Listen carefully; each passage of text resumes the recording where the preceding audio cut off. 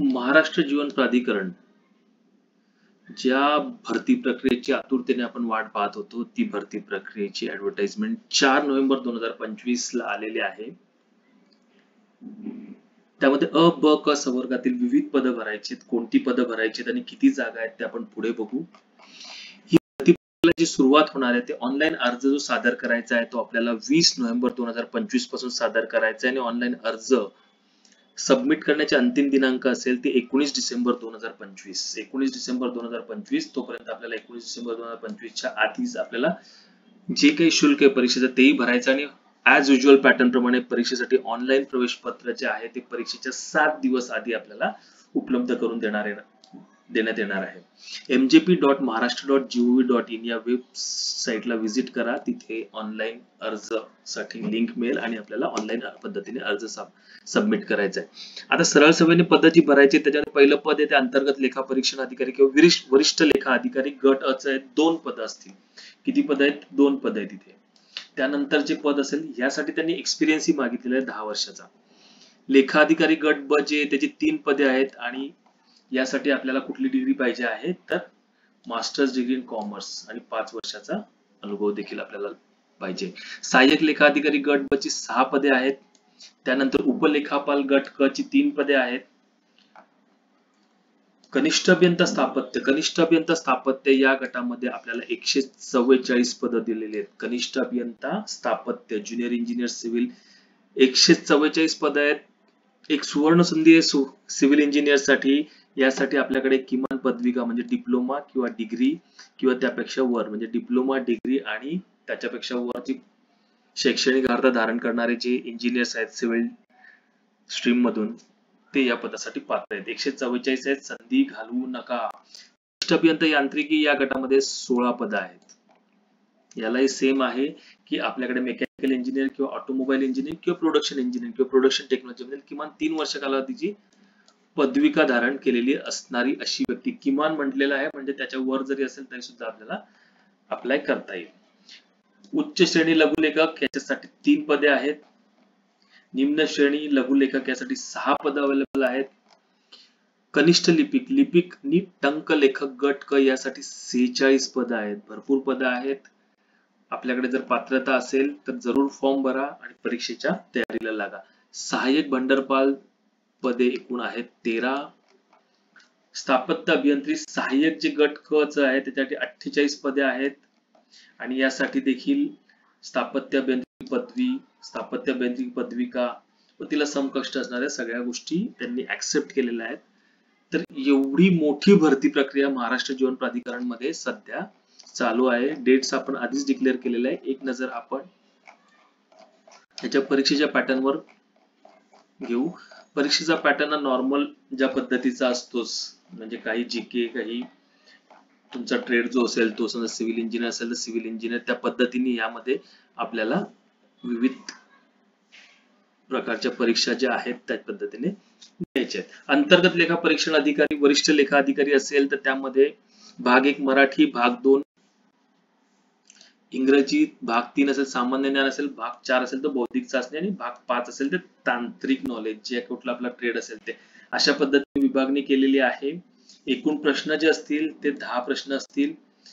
मराठीला इंग्लिशला 10, 15 सामान्य ज्ञानला बौद्धिकला 15 आणि तांत्रिक ज्ञान जे असेल त्याला 50 प्रश्न असणार आहेत. अशा पद्धतीने 100 प्रश्न असतील आणि ह्याच्यामध्ये तांत्रिक जो विषय असेल तो कुठला असेल लेखाविषयक व पदवी दर्जाचे प्रश्न असणार आहेत. प्रश्नपत्रिकेचे माध्यम दिले मराठीचं मराठी, इंग्रजीचं इंग्रजी, मराठी व इंग्रजी असेल सामान्य ज्ञान मध्ये आणि बौद्धिक चाचणी मराठी व इंग्रजी असेल आणि ह्या भागामध्ये लेखाविषयक असेल ते इंग्रजीमध्ये. फार स्पष्ट जाहिरात दिलेली आहे. स्पष्ट परीक्षेचं वे जे असणार आहे कंडक्ट करण्याची ती फार स्पष्ट पद्धतीने दिलेले म्हणजे पद किती आहेत, त्यानंतर वेगवेगळ्या विभागासाठी किती प्रश्न असतील, काठिण्य पातळी कोणती असेल 12वी पदवी आणि प्रश्नपत्रिकेचे माध्यम कुठलं असेल मराठी इंग्रजी अशा पद्धतीने एकदम सुस्पष्ट असं त्यांनी माहिती दिलेली आहे. 100 प्रश्न असतील. 200 गुण असतील आणि 120 मिनिटं असतील, या पद्धतीने त्यांनी पॅटर्न दिलेला आहे. लेखा अधिकारीसाठी सुद्धा 10, 10, 15, 20 आणि 50 चा पॅटर्न त्यांनी दिलेला आहे. सहाय्यक लेखा अधिकारीला देखील 10, 10, 10, 10, 15, 15 आणि 50 चा पॅटर्न दिलेला आहे. तर उपलेखापालला देखील 10, 10, 15, 15 आणि 50 चा पॅटर्न दिलेला आहे. कनिष्ठ अभियंता स्थापत्य यामध्ये देखील 10, 10, 15, 15 आणि 50 चा पॅटर्न दिलेला आहे. कनिष्ठ अभियंता यांत्रिकी यासाठी देखील 10, 10, 15, 15 आणि 50 चा पॅटर्न दिलेला आहे. भाषा कुठली कुठली असेल तेही त्यांनी व्यवस्थित दिलेलं आहे. उच्च श्रेणी लघुलेखक असेल यासाठी त्यांनी 15, 15, 15, 15 अशी तुम्हाला 60 मार्काचीच परीक्षा असेल. बाकी तांत्रिक भाग याच्यामध्ये नसेल. 60 प्रश्न असतील, एकूण गुण 120 असतील आणि 75 मिनिटाचे असेल आणि उरलेले 80 जे गुण आहेत ते कशासाठी असतील, व्यावसायिक चाचणी परीक्षा ते घेतील त्यासाठी असणार आहे. काठिण्य पातळी व्यवस्थित दिलेली आहे. कनिष्ठ लिपिक किंवा लिपिक आणि टंकलेखक यामध्ये फक्त पॅटर्न मध्ये मराठी, इंग्रजी, सामान्य ज्ञान आणि बौद्धिक चाचणी जी आहे ती 25, 25, 25, 25 आणि 100 प्रश्न असतील आणि 200 गुण 120 मिनिटासाठी असेल. सहाय्यक भांडारपाल याला देखील सेम पॅटर्न असेल कनिष्ठ लिपिक प्रमाणे 25, 25, 25, 25 या प्रकारचा 100 प्रश्न 200 मिनिटं 200 गुण आणि 120 मिनिटं. स्थापत्य अभियांत्रिकी सहाय्यक याला देखील 10, 10, 15, 15 आणि 50 चा पॅटर्न अवलंबलेला आहे. माध्यम त्यांनी बरोबर दिलेले मराठीसाठी मराठी, इंग्रजीसाठी इंग्रजी, सामान्य ज्ञानसाठी मराठी व इंग्रजी आणि आपलं बुद्धिमत्ता चाचणीला मराठी व इंग्रजी. आणि स्थापत्य अभियांत्रिकी पदवी इथे यांनी दिलेलं नाहीये परीक्षेचं माध्यम, परंतु ते साधारण आपण गृहीत धरून चालू की ते मराठी आणि इंग्रजी असू शकतं. पण शक्यतो स्थापत्य अभियांत्रिकी पदविका व दर्जा असल्यामुळे इथे इंग्रजी हे माध्यम आपल्याला गृहीत धरायला हरकत नाही. परीक्षा ही कम्प्युटर बेस्ड असणार आहे की ज्यामध्ये आपल्याला त्या ऑनलाईन परीक्षा द्यायची आणि मार्क जास्तीत जास्त मिळतील याचा प्रयत्न करायचा आहे. या परीक्षेचा जर आपल्याला सराव करायचा असेल तर exambabu.in या वेबसाईटला जरूर व्हिजिट द्या. exambabu.in या वेबसाईटवर या सगळ्या परीक्षांचे, सगळ्या पदांचे आपण मॉक टेस्ट देणार आहोत. हे मॉक टेस्ट डेफिनेटली आपल्याला आपले मार्क वाढवण्यासाठी मदत करतील. परीक्षेच्या दिवशी होणाऱ्या संभाव्य ज्या चुका असतात त्या आपल्याला टाळता येतील आणि आपला स्कोर वाढेल आणि आपलं सिलेक्शनचे चान्सेस वाढतील. आणि आपल्याला माहिती या कठीण अशा सिलेक्शन प्रोसेस मध्ये आपल्याला एक एक मार्काचं महत्व काय असतं. तर आपण जरूर फॉर्म भरा. मी आपल्याला म्हणेल की exambabu.in या साईटला व्हिजिट करा. फॉर्म भरल्यानंतर पेपर सॉल्व्ह करा, प्रिपरेशन करा, परत पेपर सॉल्व्ह करा.